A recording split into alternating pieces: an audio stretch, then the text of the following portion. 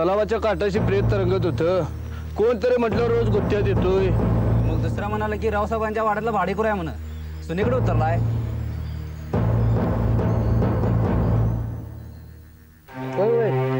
भाऊरावांचा बाप आहे का त्या?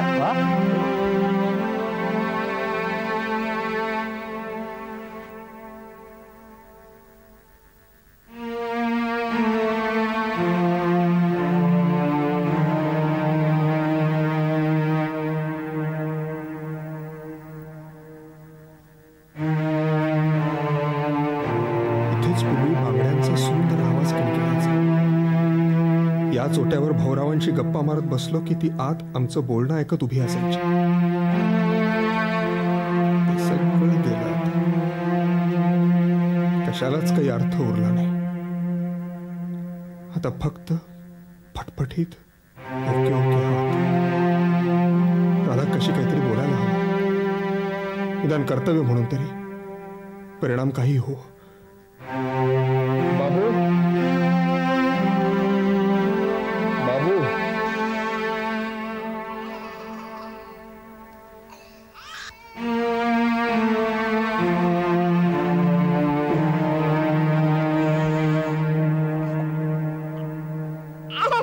राधाक्का, जन्मभर हे असं राहणार आणटीपणाचं आहे. तुम्ही तरुण आहात, सुंदर आहात. तो तात्या पशु होता. त्याला जबरदस्तीने तुम्ही बेशुद्ध असताना तुम्हाला असं विद्रूप केलं.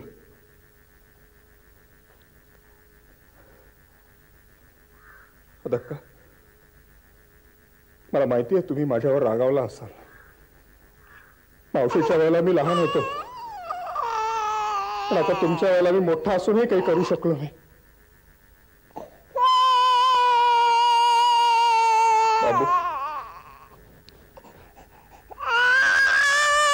आता मला एवढंच कळतं की तुम्ही पुन्हा सुंदर दिसलं पाहिजे. तुम्ही पुन्हा केस वाढवलं पाहिजे, फुलं मारली पाहिजे, पांगडा भरला पाहिजे, शेला पांघरला पाहिजे. राधा,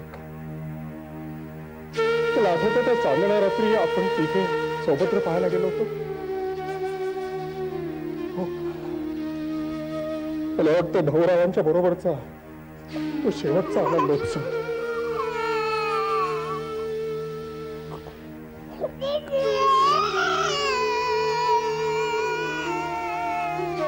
त्याला घ्या राधा.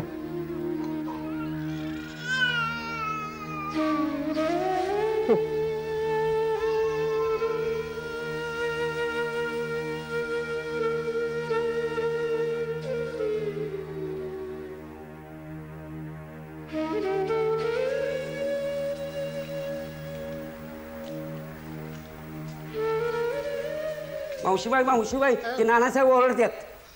जेवायला बसले की सुस्त त्याला. तो पुढे मी आले. बर.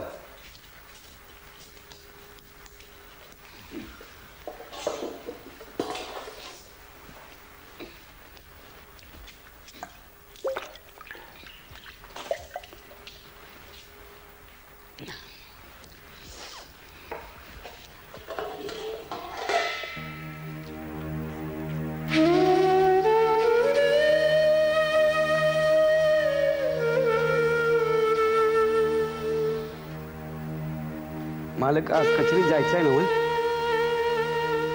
नाही. टपाल आलं का रे? नाही मालक. चिमणीचं पत्र यायचं होतं. मालक, बघी तशीच पडू नये. मला कंटाळा आलाय. तूच एखादी रपेट मारून ये. जी मालक.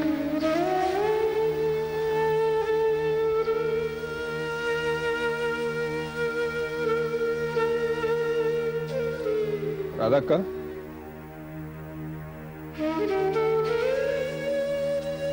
राधाक्का. बाबू बाहेरच आहे. मी बाबूला नाही, तुम्हाला भेटायला आलोय. तुम्ही काय विचार केलाय?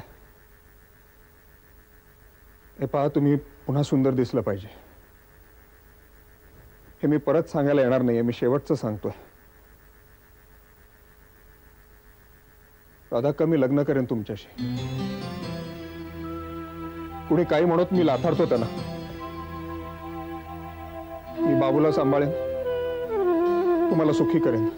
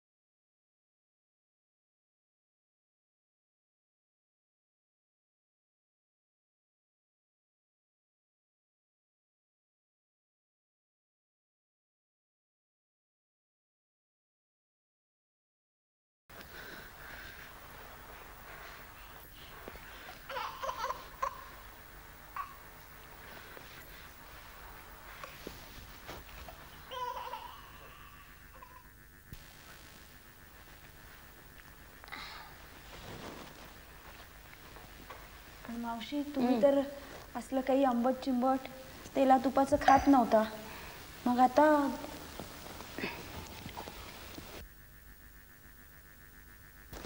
मावशीबाई हो किती खाताय, त्रास होईल तुम्हाला.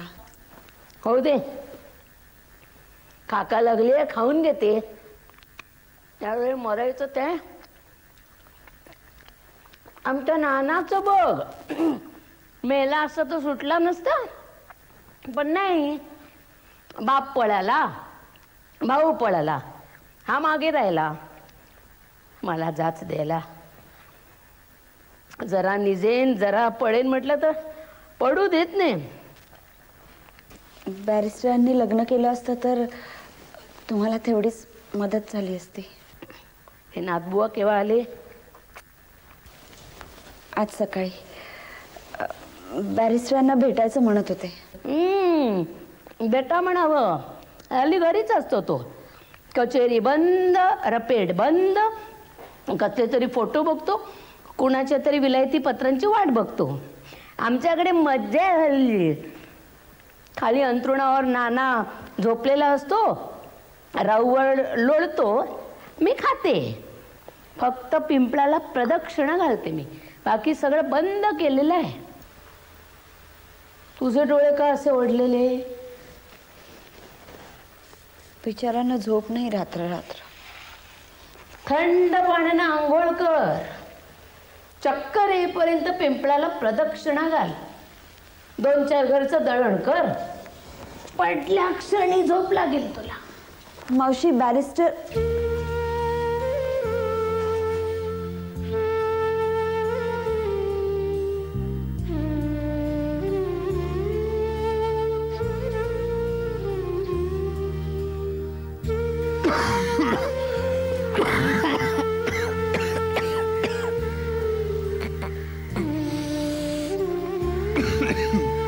मालक,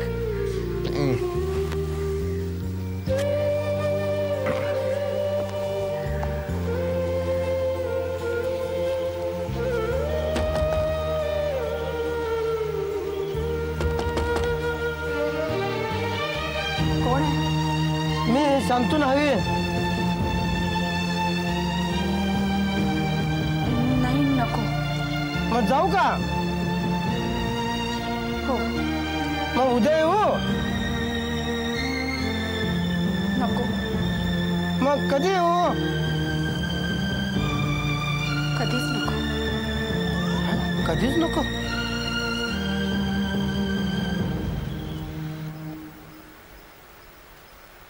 आजही राधा तुझ्यासमोर बसली नाही?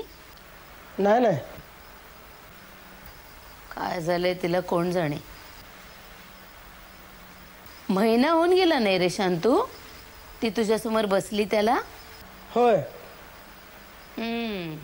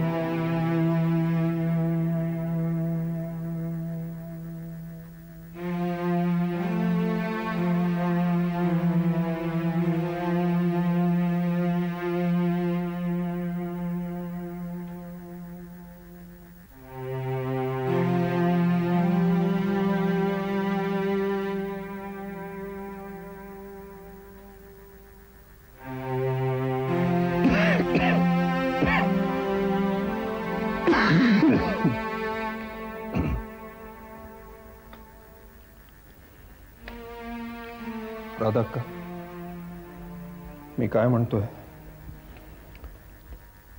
माझ्यात आता त्राण उरलं नाहीये. खोकला सुरू झालाय.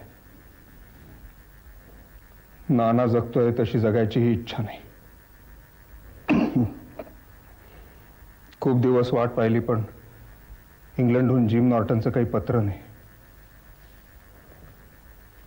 एक खुळा विचार मनात यायचा राधाक्का, आपल्या बाबूला शिकायला इंग्लंडला पाठवायचं, जिमकडे माझ्यावर मोठा बॅरिस्टर करायचा.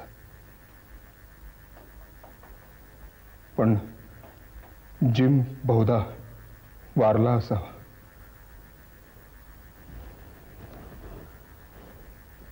माझी इच्छा होती की भाऊरावांनी तुम्हाला एकदा इंग्लंड पॅरिस फिरवून आणावं, निदान मी तरी नेऊन आणावं.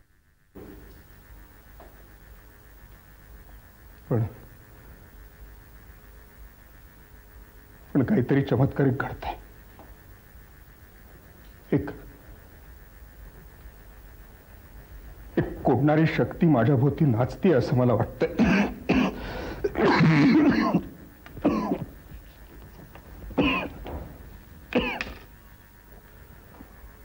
राधाक्का, आप्पा पळाले तेव्हा मी तरुण होतो, माझ्या जोम होता, मला काही वाटलं नाही.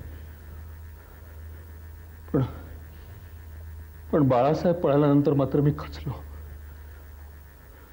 मला सावरायला भाऊराव होते, त्यांच्याशी गप्पा मारता मारता मी सगळं विसरायचो. भाऊरावही गेले. राधाक्का, तुमचं सुंदर रूप हे माझं दुसरं सुख होतं. त्या तात्यांना तेही विद्रूप केलं. तुम्हाला आता सांगायला हरकत नाही, पण तात्याला मीच मारवलं.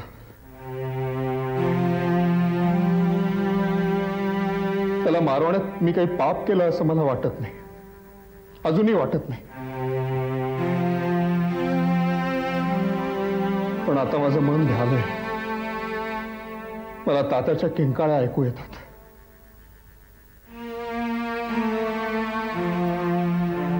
होतं आठवडाभरात नाना मरणार आणि त्याची जागा मी घेणार. काय शाप आहे कळत नाही राधक्का.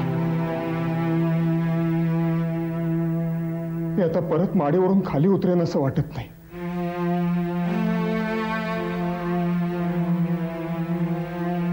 म्हणून तुम्हाला आता शेवटचं सांगतो,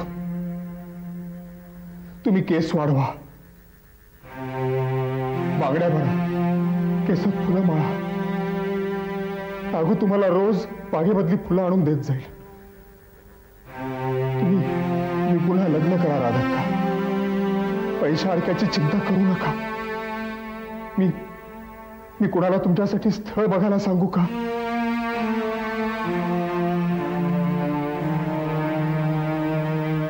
बाबू कुठे आहे? तो माझा प्राण आहे. त्याला फिरायला न्यायचो, त्याचे मुके घ्यायचो. पण मला आता क्षयाची भावना झाली आहे. त्याच्या श्वासात माझा श्वास मिसळायला नको.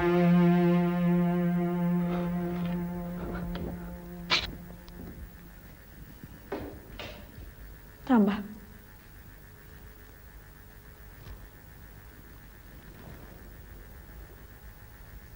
एक विचारायचं होतं.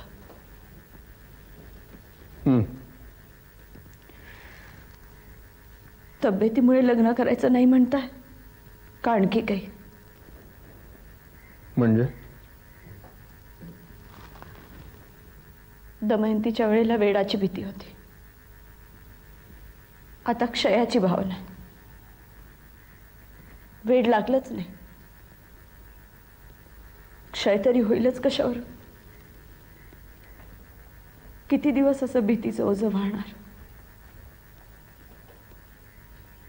तुला काय म्हणायचं राधा? मी तयारी दाखवली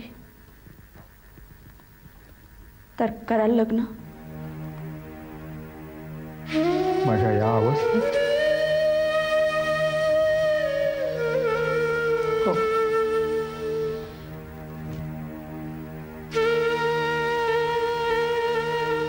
नको. तुझ्यावर पश्चात्तापाची वेळ यायला नको.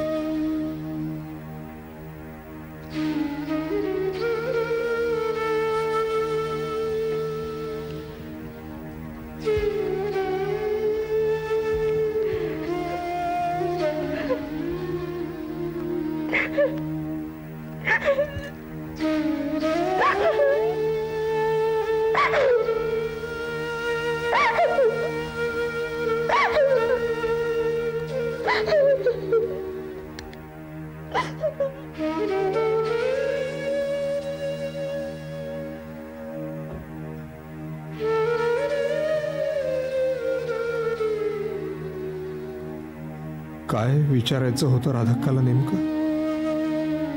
का विचारलं तिनं असं? पण मी तर राधक्काला लग्नाचं विचारलं होतं. हो, विचारलं होतं, पण त्यात आसुसले पण कमी आणि कर्तव्य जास्त होतं का? प्रत्यक्ष वेळ आल्यावर मी मागे पाऊल घेतो असं तर तिला वाटलं ना? का खरंच तसं आहे? दमयंतीशी वचनबद्ध नसतो तरी ग्लोरियाशी लग्न केलं असतं का नसतं? निर्णयाच्या क्षणीच का पडावं माझं पाऊल मागे? काय आहे खरं कारण? का जिमच्या काडीतल्या ज्योतीत पत्र फोटोंच्या आठवणीत भाऊराव आणि राधाक्काच्या सुखाच्या कल्पनेत रममाण होणं हे आणि इतकंच होतं का माझं खरं जगणं? राधक्का, का विचारलास मला हा प्रश्न? माझ्यावर कोसळणाऱ्या आपत्तींवर दोष ढकलण्याची सुद्धा सोय ठेवली नाहीस.